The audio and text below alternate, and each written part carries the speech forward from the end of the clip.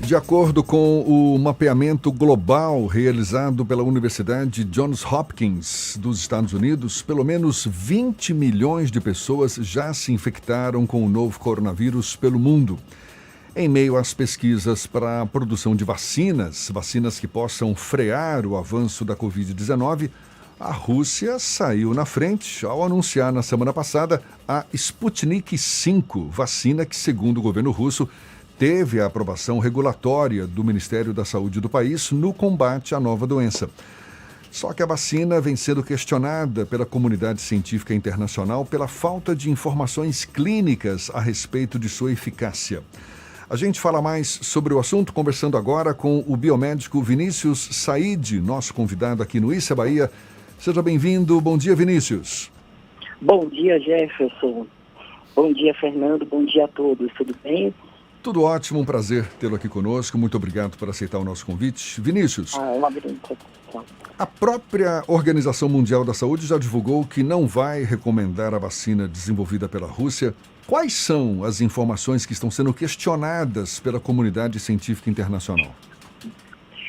Olha só, o grande problema com relação a essa falta de comunicação, todo medicamento para ser lançado no mercado, seja ele um medicamento de uso comercial, ou seja ele em forma de vacina, a gente precisa saber de forma muito segura qual é a dose indicada no momento da administração desse medicamento, qual o tempo de meia-vida, ou seja, qual é o tempo que esse medicamento vai fazer efeito até ele ser absorvido e distribuído por todo o organismo, qual é os possíveis efeitos colaterais. Infelizmente, nós não estamos tendo essas informações de forma muito segura, o que acaba preocupando a toda a comunidade científica. Agora, uma vez que a Rússia diz que teve a aprovação regulatória do Ministério da Saúde do país, isso surpreende? É para ficar com a pulga atrás da orelha? Como é que você avalia isso? Não precisa ficar com a pulga atrás da orelha, até mesmo porque todos os órgãos eles precisam de fato seguir um comitê de ética.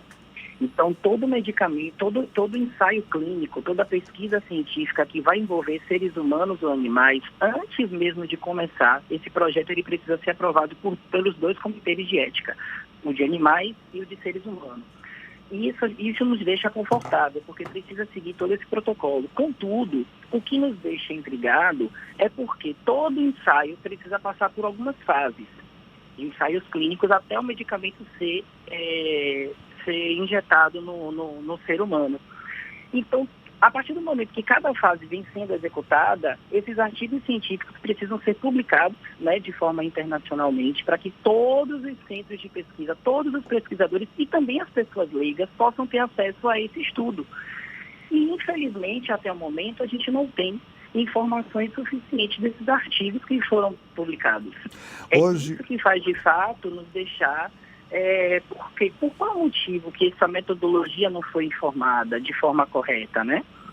Hoje está sendo destacado pela imprensa também a vacina desenvolvida pela Universidade de Oxford, lá no Reino Unido, que inclusive está sendo testada aqui no Brasil pela Universidade Federal de São Paulo, a Unifesp, e que poderia ser licenciada para uso emergencial ainda este ano. Ou seja, a gente, desde o início dessa pandemia, houve relatos de profissionais da área médica, da área científica, de que uma vacina para ser colocada no mercado, pelo menos 1 ano e meio a 2 anos, e a gente vê agora a Rússia, possivelmente essa vacina de Oxford em caráter emergencial. Você teme uma corrida desenfreada e que possa colocar em xeque a eficácia dessas vacinas, Vinícius? Sim, temo, até mesmo porque eu já tive a experiência de trabalhar diretamente na Fiocruz, fazendo um estudo relacionado a estudos de arbovirose, mais especificamente para dengue. Só para ter uma ideia, só nesse estudo específico a gente já tinha uma média de 4 anos de estudo. Então, fazendo análise populacional, depois fazendo todos os testes, e tudo isso, à medida que a gente vinha colhendo esses resultados, gerava-se a publicação desses artigos informando a toda a comunidade. Então, a grande preocupação, de fato, a gente tem, de fato, um planejamento a respeito do medicamento, E chegou agora a fase de testar essas amostras, porém, de fato, nos preocupa essa certa exposição da população em massa, né, que precisa ser testada, porém, de forma que nos preocupa com relação a essa questão da segurança de um modo geral. Será que o organismo vai, de fato, responder tão bem? Contudo, a gente também precisa ter a questão do bom senso, que de fato a gente precisa ter um número X de pessoas que precisam passar por essa fase teste, né? Por isso que a gente faz o estudo de forma voluntária, onde todas as pessoas elas assinam um termo de consentimento livre e esclarecido, e essa população ela precisa ser monitorada. É a partir daí que a gente vai sinalizar e destacar os principais efeitos adversos. Vinícius, para explicar para os nossos ouvintes, a gente identifica com muita frequência a explicação nas redes sociais, na imprensa, que são ao menos 3 fases de teste e que a última fase, a fase 3, tem aquele grupo controle em que há a vacina e o placebo. Você tem como explicar para os nossos ouvintes como é que funciona isso de uma maneira didática para facilitar o entendimento? Claro. Então, todo medicamento, para ele de fato vir ao mercado, ele precisa passar por essas 3 fases. É o que a gente chama isso de ensaio clínico. Nessa primeira fase, na fase pré-clínica, a gente vai estabelecer quais são os grupos controle, ou seja, quais são as pessoas que vão participar desse estudo, e vamos definir também qual é a dose do medicamento que vai ser injetada. A partir disso, a gente entra para a fase onde a gente vai estudar a ação da vacina no organismo. Então, quando ela é administrada, quanto tempo ela vai ficar circulando na corrente sanguínea, qual é a dose, qual é o público que vai estar recebendo. E a partir daí a gente já tem informações suficientes para fazer os ajustes da dose.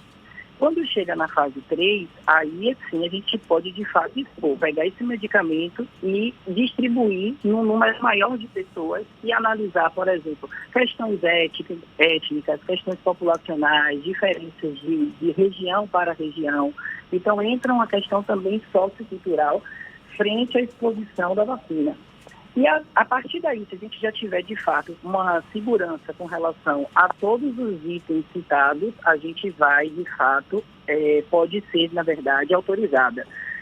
A partir daí, depois que esse medicamento começa a ser comercializado, aí tem ainda a fase 4, que é a fase de farmacovigilância, onde vão ser relatados todos os efeitos adversos, quais as possíveis causas de reações e tudo mais. Agora, você acha que, ao mesmo tempo, por conta das novas tecnologias, essa velocidade, que é uma velocidade inédita, ela procede? Hoje são, me parece, acho que em torno de 170 vacinas sendo desenvolvidas ou em estudo. 160, não é isso? Parece 160. Que 6 já estão nessa terceira fase e dessas 3 estão sendo testadas no Brasil, né? Em laboratórios. No Brasil. Exatamente. Agora, tudo numa velocidade muito inédita, muito rápida demais. É compreensível, de certa forma? Apesar de existir toda essa tecnologia, hoje a gente existem ensaios que antigamente a gente conseguia fazer, por exemplo, um teste de 96 pacientes, isso demorava uma média de alguns, até dias para conseguir obter esse resultado final. Hoje, em cerca de minutos, a gente tem equipamentos de alta tecnologia que conseguem nos dar essas informações em 10 vezes mais, em questões de 5 a 10 minutos. Então, de fato, a tecnologia ela existe e nos ajuda, porém, tem que se ter um cuidado de fato com esses testes de forma acelerada. A gente tem, de fato, um grupo de pesquisadores que faz todo o monitoramento, precisa se existir os monitores para fiscalizar se está acontecendo, burlando alguma parte do processo. Quando a gente fala de ensaio clínico, é algo realmente muito criterioso. Então, assim, temperatura de reagentes é fiscalizada, a quantidade de amostras que está sendo colocada, tudo isso é fiscalizado. Então, de fato, nos surpreende a velocidade com que tudo isso está acontecendo. Como eu citei, né? Nesse estudo específico que eu trabalhei, só 3 anos e meio a gente foi conseguir, de fato, ter toda uma resposta. Vinícius, Um outro debate que está acontecendo com muita frequência é a questão do custo e da distribuição depois que essa vacina estiver pronta, porque o novo coronavírus ele atingiu de maneira praticamente uniforme o mundo inteiro e teve um impacto mais incisivo nas comunidades ou mais pobres ou em pessoas em condição de vulnerabilidade social maior do que outras, por conta do acesso à saúde. Um dos desafios dos governos ao redor do mundo é tentar manter com que o valor dessa vacina e a distribuição dessa vacina ocorra de uma maneira mais equânime, não prejudicando pessoas que têm uma dificuldade maior de acesso ao sistema de saúde como um todo? Exatamente. E com relação a a questão socioeconômica, as políticas públicas, de fato, têm sido tentado entrar em um consenso. A gente sabe que a indústria farmacêutica ela tem um grande poder sobre essa questão, mas os governos, de um modo geral, a nível internacional, estão, de fato, com essas discussões em relação à questão da dose. Porque já que se trata de uma pandemia, então a gente atinge todos os níveis, né, e todas as classes, então a gente eles precisam de fato ofertar a toda a população, então tem que ser algo que seja acessível. Aí a gente salienta também, né, a importância do Sistema Único de Saúde também para poder assumir essa parcela de pessoas que infelizmente não têm uma acessibilidade tão grande a esse tipo de custo, né?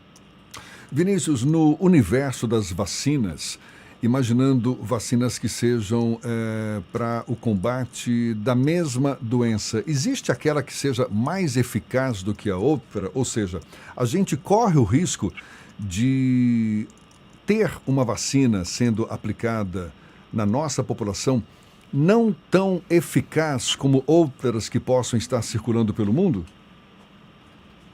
Existe essa possibilidade, até mesmo porque, como você citou, existem 160 vacinas sendo testadas no mundo.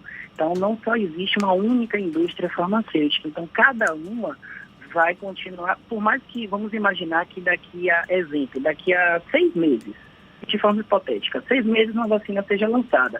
Não significa que essa vacina vai ser exclusiva. Possa ser que, por exemplo, vamos imaginar que saia a primeira da Rússia e a de Oxford, ela vai continuar fazendo os testes e daqui a mais 8 meses ela lança a segunda vacina. Então a gente tem agora duas possibilidades. E aí o que é que vai fazer nos trazer esse conforto? Os estudos científicos. A gente vai analisar os ensaios feitos pela Oxford, os ensaios feitos pela Rússia, e aí sim a gente vai ver essa questão da biodisponibilidade, qual das duas causam um efeito adverso menor, qual das duas teve um período de imunização maior. Então, com toda certeza, possa ser que venha sim uma outra vacina que tenha uma melhor resposta no organismo. Tá Mas a certo. gente, infelizmente, só vai conseguir saber quando elas forem de fato expostas na sociedade. E com os devidos estudos científicos sendo divulgados também, não é? Exato, que é isso que de fato nos deixa preocupados, Jefferson. A gente não pode hoje trabalhar com saúde pública de um modo geral sem ter essa segurança. Então não é porque estamos vivendo um período de crise dentro de uma pandemia onde a gente não se tem nem critérios de protocolos de tratamento. Então não é porque a gente está vivendo esse problema que vamos burlar um outro problema. Do contrário, a gente gera um colapso de um modo geral, tanto na imunização preventiva quanto nos casos existentes, né? Então tem que ter um bom senso e um cuidado muito, muito grande em relação a isso. Certamente. Vinícius, muito obrigado. Biomédico Vinícius Said conversando conosco aqui no Issa Bahia. Muito obrigado pelos seus esclarecimentos e um bom dia para você. Agradeço mais uma vez pela oportunidade. O que precisar, estarei sempre à disposição. Maravilha, e essa conversa também vai estar disponível na íntegra, logo mais nos nossos canais no YouTube, Spotify, iTunes e Deezer. Agora 8h46 na Tarde FM.